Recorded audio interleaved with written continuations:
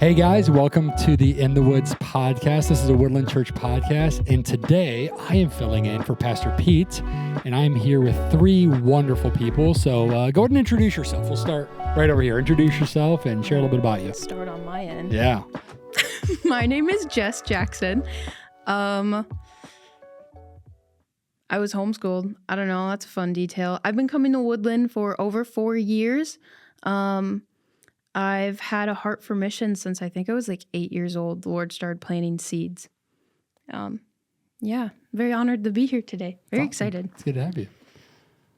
Oh, I'm Carol Hicks, and I wasn't at 8 years old that I was drawn into missions. Actually, this guy here kind of led me to having a more of an encounter with God on the mission field. So, I've been doing it for years. And I'm Phil Hicks. It's my beautiful wife. And I got called into missions probably when I was about 30. We had some kids and we started going on summer missions. I'm a teacher.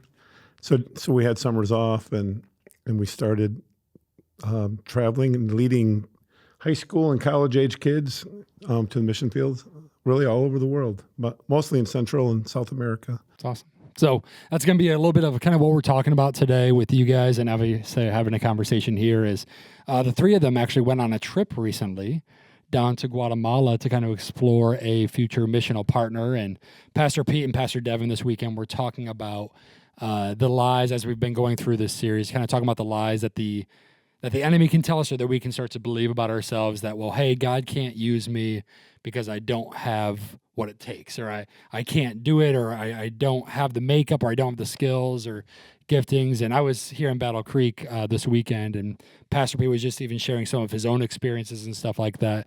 I'm curious, kind of looking back at the message, is there ever been a time in your guys' life where you feel like, man, I feel like God's pulling me towards something, or God's calling me to something, I don't feel like I have what it takes? Mm-hmm. Absolutely. Right away, in my mind, and it's all revolving around missions, pretty much. But I was probably my mid to late 30s, and Phil and I had led many trips, like he spoke of teens and college students, and we were always like the director over the group together. So like my weaknesses, he'd shore up, and vice versa, and then God would just kind of fill in all the gaps and help us. And this one particular trip we were going on, totally planned to do the same thing, but God had something else in mind, and we were basically got split up. We did. We were asked to be split up because of the dynamics of the trip. We were going to Alaska and out in the rural communities. And because of the distance between the two locations and the two teams, we had to be split. And that meant that I felt like, I can't do this. I can't do it by myself. And I have a distinct memory being in my kitchen and feeling like I was being asked to join Jesus, like, do you want to join me on this? We'll do this together. You know, it's not just you and Phil team. Yeah. I am the one that is carrying you through this. Do you want to do this with me? And I was like, that's the only way it can do it, because I didn't feel capable whatsoever. So How'd that trip go? it was a really growing experience. I did things I never dreamed I would do. I flew in a bush plane. Which I wanted to do, and then she got to do it. Right. I got to go to to visit another team and help them get back on track, but preached in one of the churches there. And I just remember, you know where you've heard, every step you take, you're taking back ground, and there's power in the name of Jesus. And so like had forgotten something back at my where we were staying, and I needed to be at the church. And I remember I was walking across the town, across the village, and every step I'm just like, Jesus, Jesus, Jesus, like just pumping myself up, like we're doing this together. And he showed up in some really cool ways like that. That's awesome. Yeah. Really, all of our trips, I just one year, like the two main leaders, and there's 200 people under your care, and you're just like, how are we supposed to do this? And Pastor Pete's message this week really spoke to me a lot. Just remembered how I just relied on, like Paul's message, and when he talks about in my weakness you are strong, and we felt weak, and we just doing stuff like preaching in churches or just teaching our team, and we were in jungle situations where we're dealing with all kinds of issues and illnesses, and God just really always was there and took care of it. And it's exciting to think about the things that we were involved in. That I'm like, wow, like we did that. Yeah. Well, God did it, but He used us to do that. Well, and it was one of the things that was cool. So I actually, growing up, I don't even know if Jess knew this, but like I went on one of your guys' mission trips that you guys led. Yep. And it was my first time ever going out of the country. It was my first time being a part of something like that. Right. And I mean, how old was I at the time? 15, 15? 16. 15, yeah. Yeah, I was like young, early high school. I don't know how old high schoolers are, but and I remember going and just terrified. But like you guys, you felt like you had it. You had a plan. You knew what was happening, and it's so cool to be on this side to be like, yeah, we were terrified too, but God kind of helped you, and that was a really cool experience for me getting to go. And I'd grown up in the church and been like involved in different ministries or different events locally, but I've never traveled, and getting exposure in a different country is just obviously you go in with an idea of what it might be like, but doing that and actually being there was so different. You guys were such an instrumental part of that for me and my faith walk, and making a safe place for me to explore that and ask questions and experience something like that was really special to me. So that was really cool. That's cool. So how about you, Jess? Well, I'm noticing a lot of similarities between the three of our own examples, because I wrestled a lot with going to Guatemala. You know this from all of our phone calls and me just like, I don't know what to do.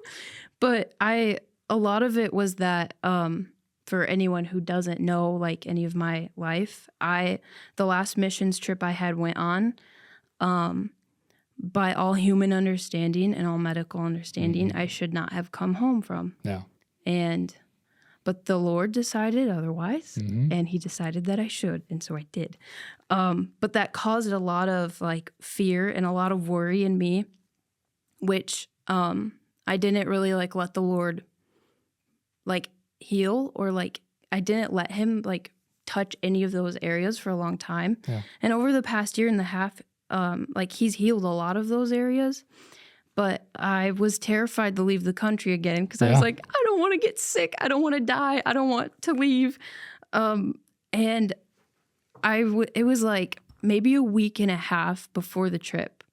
And I don't even remember if this is by the time like I had said yes to you yet about going.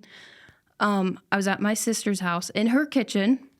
The Lord just loves something about kitchens. The Lord speaks in kitchens. Yeah, He does. Either that or we're always in the kitchen. Yes. We're just always there, so the Lord speaks something out. That makes sense. But I was in her kitchen, and I was just weeping. And I'm like, I don't want to do this, but if you're telling me to do it, I'll do it. But I'm really scared. And He just gave me this picture, and He said, I will strengthen you, and I will be your strength. And I like held tight to that for dear life, because I was like, okay. Yeah. And then I said yes, and then we went. But it was maybe like the next day after He said that to me, my mom came home from a conference, tells me this whole story, gave me this necklace. Like she told me the story of why she had this necklace that she got at the conference, gives it to me.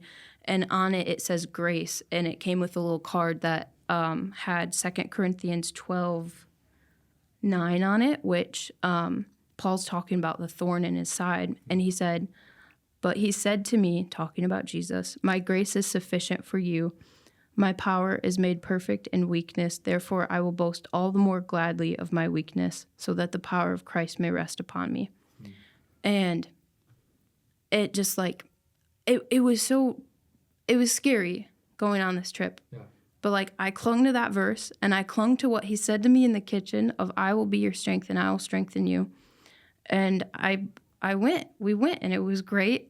And I got sick again, and it's fine, but I cried a lot. And we got to one point, I had been sick for a few days, and I'm not going to say what happened because it's kind of gross, but just know that my esophagus got damaged. and it was very unpleasant. It hurt to eat, it hurt to drink, and towards the end of the trip, it was like a day before we came home. We went to the coffee I had no idea plantation. she was going through all this. She handled it very well. Yeah. and I she cried did a lot. everything. You didn't cry in front of us, but Yeah, I didn't. She kept it together. I would put headphones on. I would listen to the Lord of the Rings soundtrack in the van. I would just cry. I was like, I'm like, it's sorry. okay. No, it's fine. It's fine. We're good now. But like at the time, I was not okay. I had been prayed over so many times. I was getting discouraged, and I was like, Lord, why aren't you with me? And so in Guatemala, they really like Hope Chest and the people, like even the people in Guatemala were very, I don't know if adamant's the right word, but they just really wanted us to experience their culture. And so we went to a coffee plantation, and towards the end of the tour there, where we get to have a cup of coffee that was grown like over in that field on the side of the mountain, which is so cool. On the side of the volcano, right? Yeah, the volcano. Which And that was the first time you tried coffee, right? Because That's you haven't right. been a coffee person, And now I loved it in now- Guatemala. There you Coffee go. Phil. That's right. Coffee right. Phil, just in Guatemala. That's right. But so we're at this plantation, and we're waiting to get our coffee. We're at this little table outside. It's super cute, very beautiful. And I go to the bathroom, and I get into the bathroom, and I was just hurting so much that day, and I was so scared and so sad. I just started bawling. I was like, Lord, where are you? I was like, why aren't you with me? Like you said I wasn't going to get sick. And like the Holy Spirit stopped me so fast. He was like, no, I did not say you were not going to get sick. I said I would strengthen you, and I would be your strength. And I was like, oh, yeah, that's right. And I'm still crying. I couldn't stop crying at this point. And I was so worried because that day I just felt so many things like in my body. I was like, something's really not right. I'm scared I'm going to die. Being very dramatic, but like for good reason. And I told him, I was like, then will you just give me your peace? I'm still crying, like weeping at this point. And I just felt like he said, like, you're not going to die on this trip in Guatemala. And after he said that, I stopped crying. I composed myself. I went out. I put water on my face so my eyes weren't all red. And I go out. And by the time I had my little crying session with Jesus in the bathroom, our coffee was ready. So everyone's sitting at the table talking, drinking coffee. And I quietly just go over there and I grab my cup of coffee. And again, like it hurt to drink. It hurt to eat. Just ate. Yeah, Eat. Yeah, you're good. I was homeschooled, sorry. And I took, sorry. All the homeschool moms are in the homeschooling. No, I'm just kidding. My mom is in the comments. I was homeschooled, I get to say it. So I just take a little sip, and it went down so easy. And it hurt the tiniest bit, but like most of the pain was just gone. And I sit back in my chair, and I just look up at this giant volcano in front of us, and I just sip my coffee. And it was like no one else was there. It was just me and the Lord. And even like after leaving from there, I remember we're driving back into the city, and I just had this like excitement and gladness and peace come over me. And I'm like, wow, I'm so glad to be here. But it's like I had wrestled so much with those lies of like, I can't do this, and I'm too weak, and I'm too small, and my body's broken. But the Lord said otherwise. And like, well, yes, I am small and I am weak, but He's strong. And I know like everyone says that, but it's so true. Yeah. Like He was my strength, and He still is. I feel like that's one thing that a lot of even especially early Christians or new Christians, is we get this idea of like, oh, well, if I follow Jesus, then everything is going to just be okay. Like everything's just it's going to be good. And we misunderstand that, honestly, following Jesus does not always mean that every season, every experience, every relationship, everything that you interact with is going to be good or enjoyable or even beneficial, but it means that you have someone to walk with you in it. Yeah. And I think that's what you even unpack there is taking that step. It's acknowledging the truth of that when Pastor Pete talked about, well, part of this lie is a lie, part of it is not. And the truth part of it is that a lot of us, all of us, we don't have what it takes. Like that feeling of insecurity is almost kind of a Holy Spirit conviction of a reminder to say, yeah, you don't, but I do. There's someone, when He gave us the Holy Spirit, when we walk with Jesus, when we follow in His footsteps, we walk according to his will, that's where we're actually equipped to be able to do the things that he's calling us to do, whether it's leading a trip of 200 people to Panama, or it's taking a trip by yourself for the first time, or going on a mission trip after the last time you went was a near death experience. And those things are very real and scary and can be overwhelming. And following Jesus does not make it any less scary or overwhelming, but it gives you a security to walk through it. Yeah. Yeah. And it's exhilarating when he shows up and you recognize really him. is. Yeah. And you're like, sweet, thank you, Jesus. Yeah. It's such a sweetness. I'm Yeah. like, oh, my Father does love me. He's so cool. kind. That's awesome. Well, I want to talk a little bit about one of the reasons that we have you guys here with us today is to kind of talk about this new ministry partner. For you guys watching, Woodland Church has a series of kind of local, national, and international ministry partners that we work with. Some of them are like Alternatives, which is here kind of in Southwest Michigan, working with expectant moms and being a resource care center for pregnancy and stuff like that. We've got Isaiah 117 House, which is an amazing ministry, which is, they're actually building that house right now. They actually had like a little open house. I didn't get to go to it, but did any of you guys get to go to I that? wasn't able to. Okay. So I guess they, for their house they were building, they got to go and like write on all the studs and the beams, like little verses and encouragements and prayers and stuff, which is That's so cool. cool. So celebrating with them. And, but one of them, we had a slot kind of open up over this past year. So I had you guys, as well as a couple other people, come and join me. And we get a whole bunch of, a church that says we get a bunch of different proposals and like, hey, we should partner with this. And there's so many good ministries around.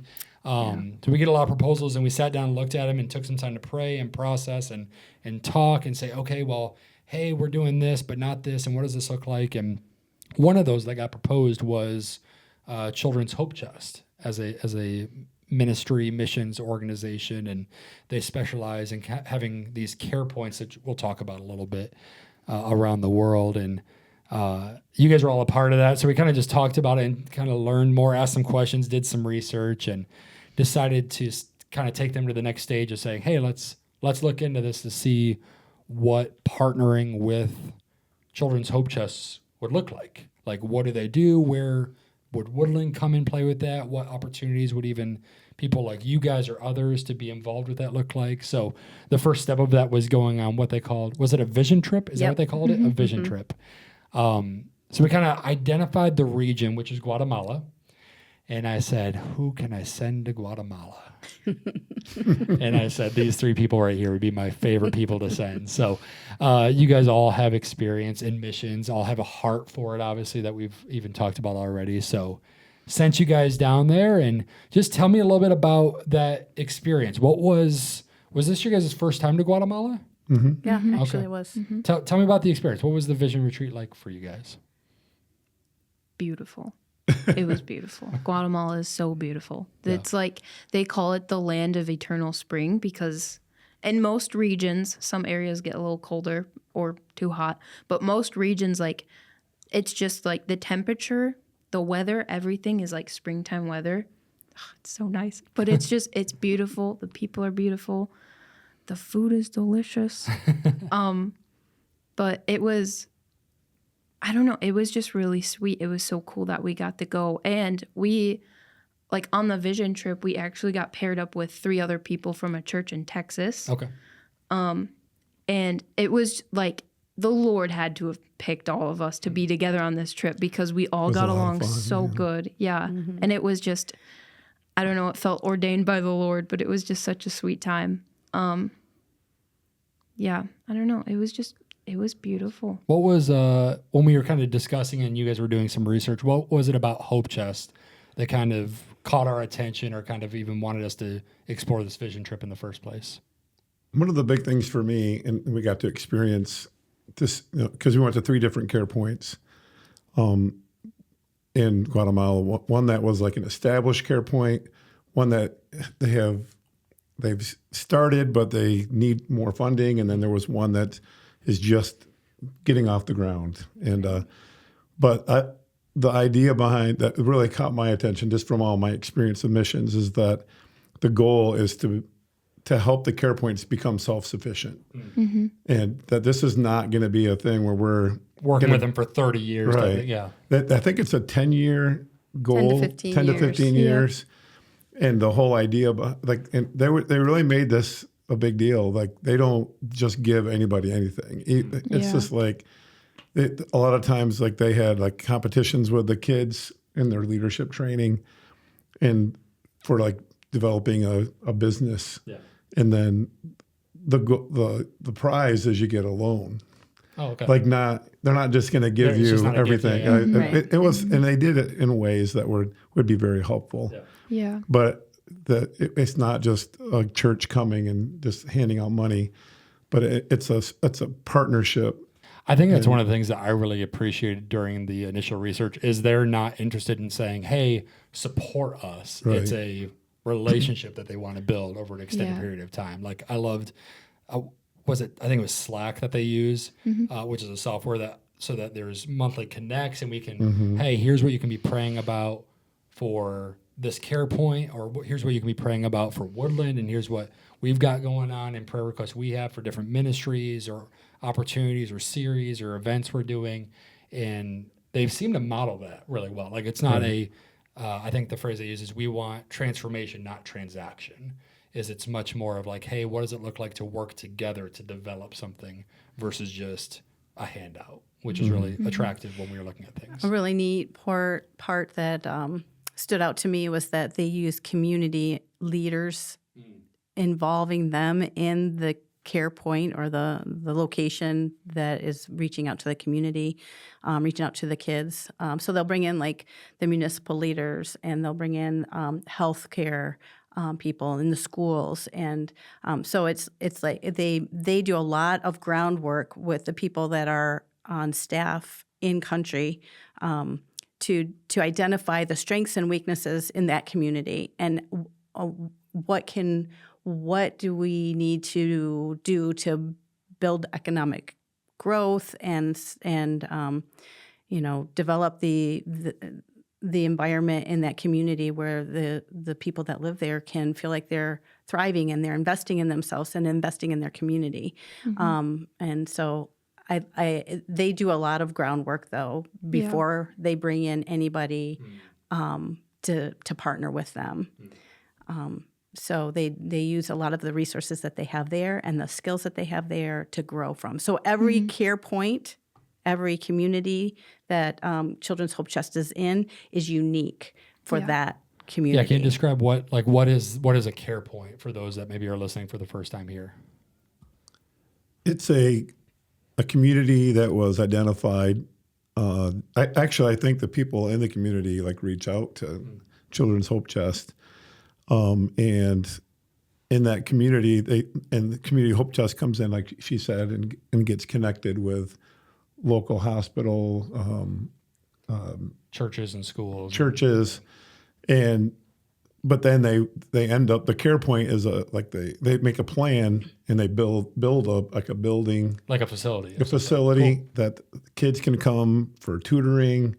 What other things do they just leadership training and maybe extracurricular things like music and computer labs or cooking or depending on what the needs are in that community. And the care points are led by Guatemalans. So there's locals are kind of locals are leading everything. That's cool. And I think that was an important thing for me too, that it's not like the Americans coming in and saving the day. These are Guatemalans who are taking leadership and want to help their community grow. And then as the churches come in to help to support those, support the money that it needs to build and with that. Resources, not only financial resources, but also maybe teachers or small business owners or people that are skilled in a trade. If there is a need, that we have a resource of knowledge that we can share and grow together. So it's not like coming in and be a work mission. Like a workspace thing where we come in and do all the work. Their it's entire we model work together. The entire model is very set up contextually to who we are as a church, who we are as people, who they are as a community, what those needs are, what those skills are, what those assets are on either side. and figuring out a way to bring those together. That's one of the things I loved is like they use the example of like, hey, if you've got a bunch of dentists that attend the church that want to come down on a vision trip, mission trip, whatever the tagline is, they can come down and do that work that would be very valuable for that community. Like, it's not like, oh, well, hey, you're an English teacher. We're going to have you come and paint this classroom. Like, no, you're an English teacher. Come in and work with the students and help them do homework. Which is a very important thing that they want to learn how Yeah. to speak English. So you guys got to go to a couple different care points. Were they, what were the similarities, differences? What did that look like? I guess the biggest similarity, homeschooled. Is that? Sorry, I can't help myself. It's that like they're all under Children's Hope Chest, but they're all very different. And also the ones we seen, like Phil said, like they were all at very different stages. And so like the first one we went to, like Santo Domingo.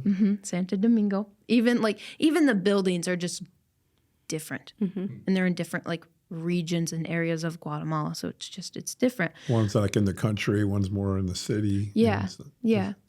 And but the first one we went to, they have been. How long has that care point been there? I'm thinking like 5 years. Yeah. That's what I was thinking. Yeah. Yeah. So they've been going for a while, and so they have like a lot already built up, like even like the physical building built up.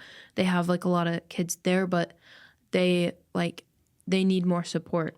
And there's even like more kids in that community that aren't like even in the program yet because they just don't have like the support yet from a church. Because the main thing that they're trying to meet needs like food needs, education needs, even like you guys talked about Medical needs. or even like job training. Right. Because again, their entire goal is to be more self-sufficient and help Yeah. give skills and resources that then people in those communities can grow with and walk with. Yeah, I think one of the common threads between all three of the care points is that Children's Hope Chest is they come in and meet the needs of the kids. And when you have somebody who's loving on your kid, your heart's drawn to them. And there were women in Santo Domingo that would walk a half an hour with their kids to take them to the care point so that they could, Tutoring or food or whatever. And the moms would wait for them.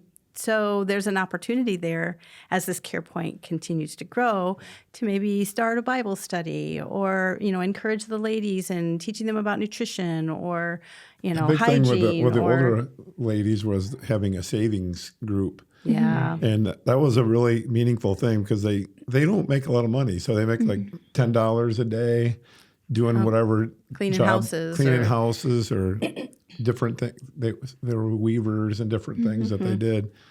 But they taught them how to save. And then they came together and saved for like for whatever their goal Whether was. they had to fix the roof Right. needed fixing, or one of their Things kids, that I think we take for granted. a quinceañera, Yeah. and they wanted to have a party for their daughter or whatever. So like they would have a goal, and then they would be able to work together to.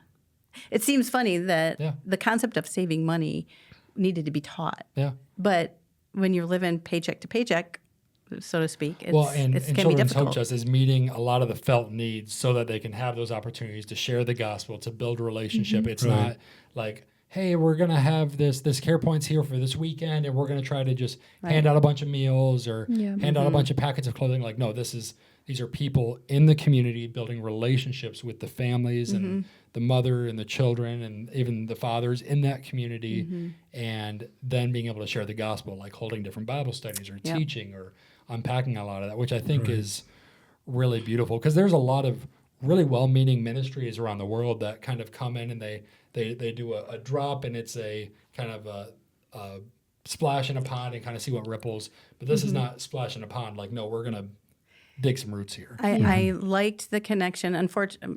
Unfortunate meaning that in other areas where people, well-meaning organizations, doing great work, have been kicked out of a region. Yeah. And, they're supporting hundreds of thousands of children. And all of a sudden, and they're all of a not sudden there. they can't be there anymore. Yeah. It's really happened. And Yeah. I'm like, are you for real? That Yeah. all these families, these kids are just left where Yeah. the infrastructure of being self-sufficient is being established in Guatemala through Children's Hope Chest, so that if, God forbid, there's a time when a partnership has to be cut short Yep. quickly, unexpectedly, they have already built a network Yep. that they can grow from. Yeah. It and be goes beyond self-sustaining. systems and processes Yes. or even programs to actual people that are developed that have leadership skills that can hire and train and can run that Yeah. on a long-term basis, which is really, really cool. Yeah. And I wanted it's unique.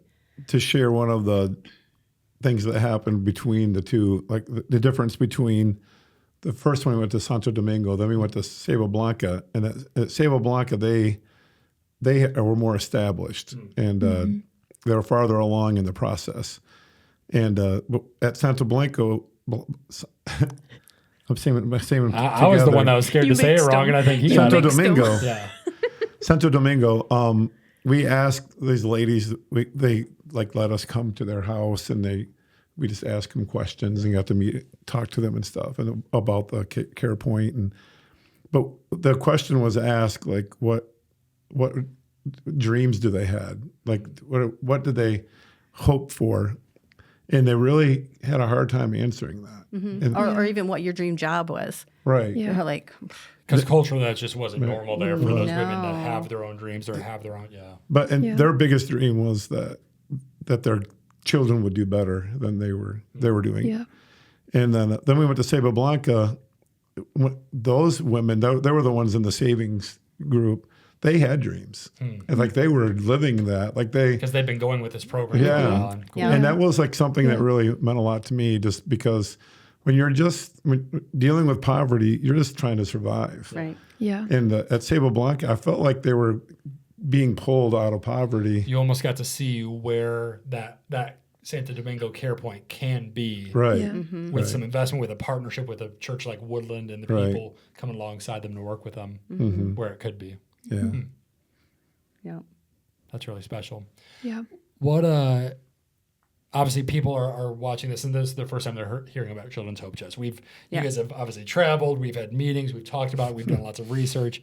Any local partner, missional partner, organization that we're going to work with goes through a thorough kind of background process. We look at finances, structure, all of that stuff, and Hope Chest is going through all that, passed with flying colors, and really excited. And we've actually kind of chosen as a team, kind of chosen a care point to work with, and being that Santo Domingo one that's kind of at the early stages and helping it get off the ground and partnering with them. And so let's just talk about kind of what does that partnership look like? Like, what are the next steps for us as a church to work through Children's Hope Chest with this care point in Santo Domingo?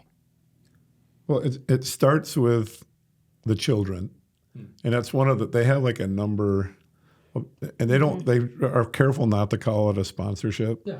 because it's we're not just handing the money, Yeah. and it's a partnership, and it's a friendship, and I think that's what they call it, right? The friendship model. Friendship model. Yeah.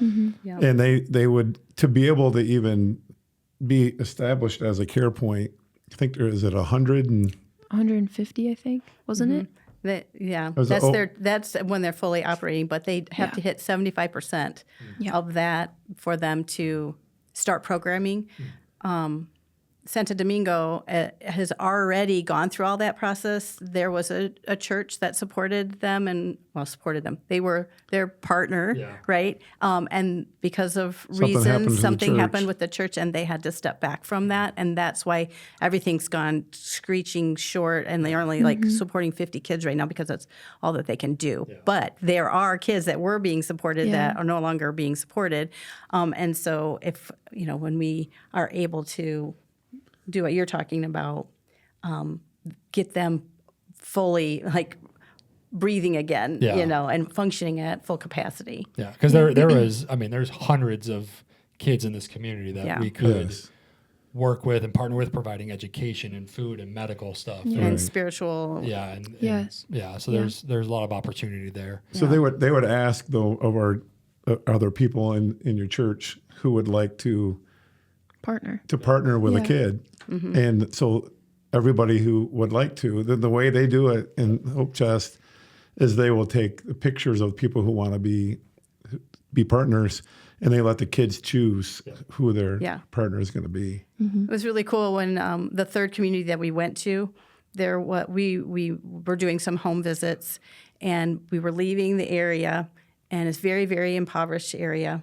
And this one woman really wanted us to come to her house. And she It was- she moved all she the was like, furniture around. Come, We all got into come. her And little so house. we ended up going back into her house, and after, I mean, obviously we're speaking through a translator and stuff, but it came to our knowledge that one of her kids is going to be have a prayer partner back in the States, and she pulls out the picture of the family Wow. that they're partnering And it was with. in a very special place in her house. Yes. And it was like, And Like it right was where they very could all important. see it Yep. every day. Yes. Yep. And so that's what these pictures are going to go into the hands of kids. They're going to go up and pick a family and say, I think this is my family that I want to partner with. That's awesome. know. How cool is that? That's obviously unique from a lot of other organizations that do similar work, and I love just the level of ownership and buy-in that they give to the local community there. Like it's locally led, developing teachers, developing pastors, developing people that will operate these care points and give them job training to then pour into their own community, and then even down to the kids being able to say, hey, I pick Jess, or I pick Phil, or I Right. pick Carol. I think it's awesome. And I can tell everyone watching already is like, so when do we get to do this? When does this get to happen? We're looking at this. We're actually talking with Hope Chest right now and hoping to have that sometime in the first quarter of 202026. So looking early next year. And so I was hoping we could do it earlier. I know. I know. those- We have some other things where I think we're going to work with some projects with them on and kind of support Right. that. And we're actually starting the partnership with them officially next week. So super excited for that. Oh, that's cool. Great. Yeah. I love and it. So we'll be kind of building that and kind of building that rapport and even getting to know them relationally, having some Zoom calls and stuff like that obviously you guys will be a part of. And if anyone watching wants to be a part of that and learn more about Hope Chest, we'd love to have you. Let us know. You can...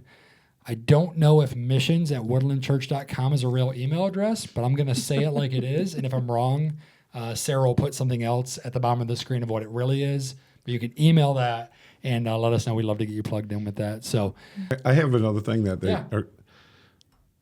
What do they call it? Like a yearly mission trip? Yeah. What do they? That is something that we're really excited about. Partner 'cause visit. yeah, partner visit. Yeah. Partner visit, Yes. yes. We want to go back. Yeah. And we met a lot of people, a lot of kids. If you remember that little girl I remember. that Yep. I made friends with, and she was really scared of people, it seemed like, but she asked me to dance when we did that little music thing. Yeah. It was so sweet. And I just want to, I am excited to see what can happen for these kids and Yeah. for those moms Yes. that had no dreams. Yeah. And I'm hoping that I want to go back year after year Yeah. and we're going to have opportunities for the church Yeah. to do that, right? Yeah, Yes. people will be able to join in, and this is going to be a relationship that we walk for a number of years. This is not a one-time initiative that we're going to do and be like, okay, hey, like let's get paired up with families and kids, and let's take one trip. Like, no, this is going to be something year after year that we develop a relationship, a two-way relationship where we're going to be able to share prayer requests or things that are going on. Like, hey, let's say we've got we've got our Christmas services coming up. They'll be holding prayer meetings and stuff in Santo Domingo, praying for what's happening here in Southwest Michigan with Woodland Church as well. And I love that connection. So Jess, I'll ask you kind of, we'll do a closing question here. If someone is listening to this podcast right now and is sitting there feeling like, man, that's all great. I'm so excited for them. I'm glad that they did that. I'm glad that they took that trip and built those relationships and felt like the Lord called them to do that. But they were like, I don't think I have what it takes. I don't think I could do it. I don't think, whether it's choosing to partner with a kid or going on one of those partner trips or even learning more about what it means to serve in the church, what would you say to that person that maybe is sitting in a little bit of that doubt of, I don't have what it takes? That's a big question. Let me open my Bible. I still sometimes I struggle a lot with fear. And I don't want John, I want Matthew. And I have found it, given what's happened in my life, hard to leave the country. I don't like leaving. I don't like leaving my family. I really like comfort. I actually, if for any Tolkien fans, if you've read The Hobbit, you will know that I'm going to go off on a little nerd for a second. Go for it. Okay. I'm going to make this quick, but in The Hobbit, Bilbo Baggins, our main character, is offered to join a group on an adventure to help them get their home back. And it's not safe. It's not comfortable. It's very risky. And he doesn't know if he's coming back.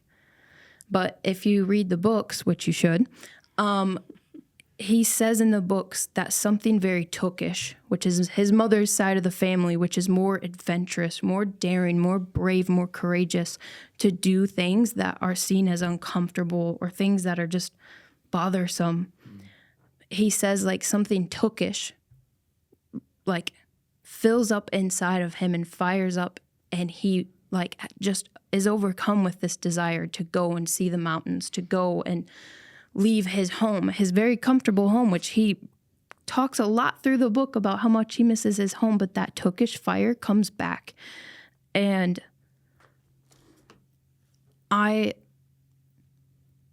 if you're scared, it's okay, because I was scared.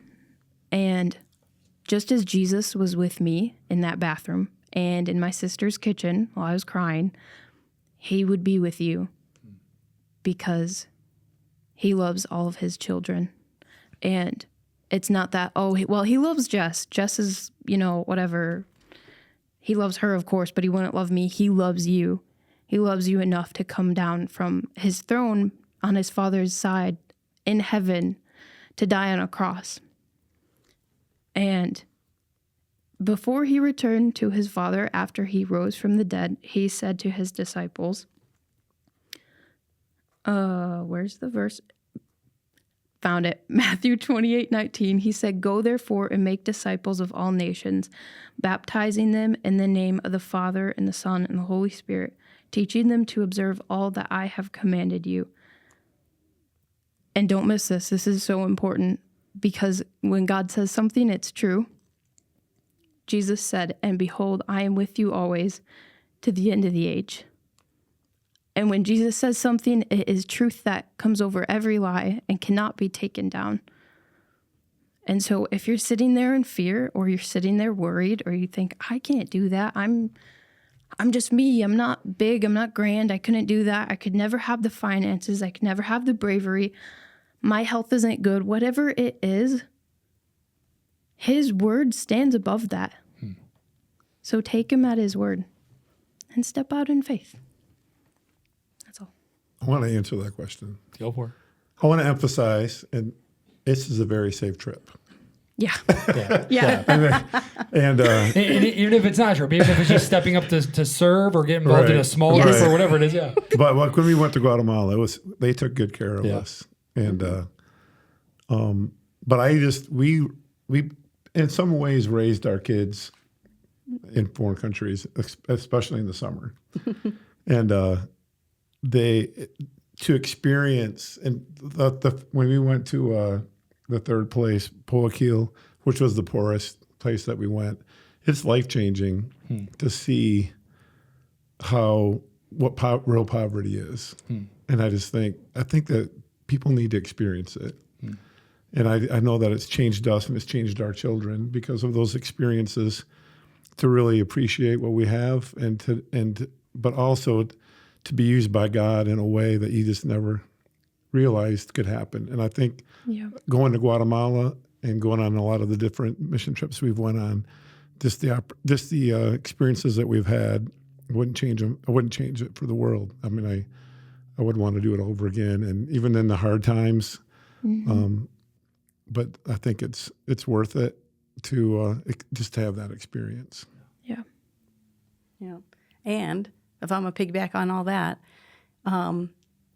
if you don't feel like you can, you'd be surprised when you put your hat in the ring, even in the smallest of steps, that God will meet you where you're at. Yeah. And maybe surprise you And when we feel like you can't do it, that really is a perfect platform for God to show up and has your attention, because you know you can't do it on your own. Whether it's financially supporting a family or a child, being a partner, or it's being in a small group. I mean, who knows what everybody? I don't know where everybody's at and what God is calling them to, but what's their next step, and just being obedient in your next step. Yeah. We got to start rolling that rock, start moving forward, and God will meet us there. Yeah. Let him be your strength. You can't do it on your own, and it's so much more fun with him. That'll preach, y'all. There is some of my favorite testimonies to hear of what God is doing in people's lives is when they take a step that isn't measured, isn't necessarily planned, isn't what they in their own even desire would do, but God uses it for his glory. Even I remember Sarah was recording a testimony of a young lady who started serving in kids ministry, and she sat back and heard a sermon about serving, and she's like, man, yeah, I really hope someone does that. I really hope someone does that. And she talked about the Holy Spirit just putting that kind of conviction in her heart, like, hey, that someone is you. Like that thing that you feel like, oh man, it would be so good if the church did this, or if Woodland could build up this kind of ministry to do this kind of thing. And people forget, like, hey, the church is you. Like, the three of you right here, I've gotten to know over. Obviously, I've known you guys since I was a teenager, or even earlier before when I was a kid. Yeah. And I've gotten to know Jess over the past 4 or 5 years or so. And you guys are some of the most obedient to the Holy Spirit people that I've ever met in my entire life. Like, you guys understand and model what it means to look at an opportunity, and before you add, well, I can't, or I shouldn't, or you just take it before the Lord and say, okay, is this something you're pulling me towards? Is this something you're calling me to? And then walking in faith with it and having the foot hit the water and see what God might be able to do with it. So I love you guys. I appreciate you guys being on this. Thank you. You guys are all podcast pros. Well done. Who knew? Done. If any of you guys want to know more about this, I would encourage you to even send us an email. We're going to put some links down below this as well for Hope Chest. So you guys can even do your own research, learn more about the ministry. We're really excited to partner with them, really excited to get that started. We're going to be sharing more with the church in the coming months and weeks. And this is kind of our first launch. I thought, what better way to do it than the people that were there and experienced it, and grateful for you guys. Appreciate you guys. And we'll catch you guys next time on the In the Woods podcast.